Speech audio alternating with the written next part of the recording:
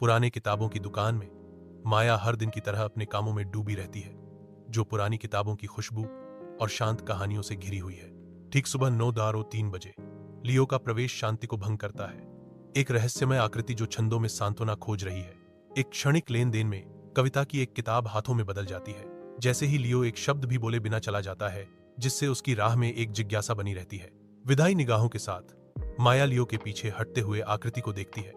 उसका चेहरा आश्चर्य और जिज्ञासा के जटिल मिश्रण से उभरा हुआ है।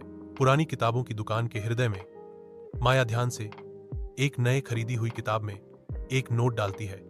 एक गहरा सवाल पूछती है, कविता क्यों? अगले दिन लियो माया के सवाल का जवाब देता है। किताब के हाशिए में लिखता है, क्योंकि वास्तविकता कभी नहीं कहती कि दिल क्या कहना चाहता है। और इस तरह एक संवाद का जन्म होता है, जो पुस्तकों के पन्नों के माध्यम से बुना जाता है, क्योंकि वे अपने अंतरतम विचारों और भावनाओं को साझा करते हैं। पुरानी किताबों की दुकान में माया की चिंता बढ़ती है, क्योंकि लियो कई हफ्तों तक अनुपस्थित रहता है।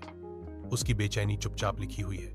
After a long silence, Leo suddenly returns, soaked and holding a mysterious book, shaking Maya's world to its core. एक विनम्र वर्णन में माया ने लियो से अपनी चिंता व्यक्त करते हुए कहा, आशा है कि तुम ठीक हो।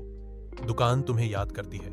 लियो के घुटनों पर बैठने से एक गहरी भावना का पता चलता है, जिससे माया को एक परेशान करने वाली सच्चाई का सामना करना पड़ता है। पुरानी किताबों की दुकान के हृदय में लियो एक किताब खोलता है।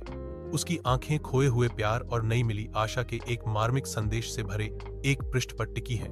आत्मनिरीक्षण के एक क्षण में लियो एक सवाल पूछता है, जो हवा में लटका रहता है। उसकी आवाज में आशा और भेद्यता का मिश्रण होता है, क्या तुम मेरी कहानी का आखिरी पन्ना बनोगी? माया चंचल आत्मविश्वास के साथ जवाब देती है, अगर कहानी में मोड़ है तो निश्चित रूप से।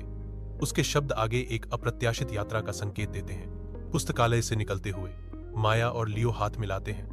उनकी मुस्कान आशा से चमक रही है, क्योंकि वे जीवन के एक नए अध्याय में कदम रखते हैं। हलचल भरी शहर की सड़क एक जीवंत पृष्ठभूमि के रूप में काम करती है, जो अंतहीन संभावनाओं और रोमांचों का संकेत देती है जो उनका इंतजार कर रहे हैं। क्षितिज की ओर देखते हुए उनके आपस में गुंथे हुए हाथ एक अनिश्चित भविष्य में एक साझा यात्रा का प्रतीक है।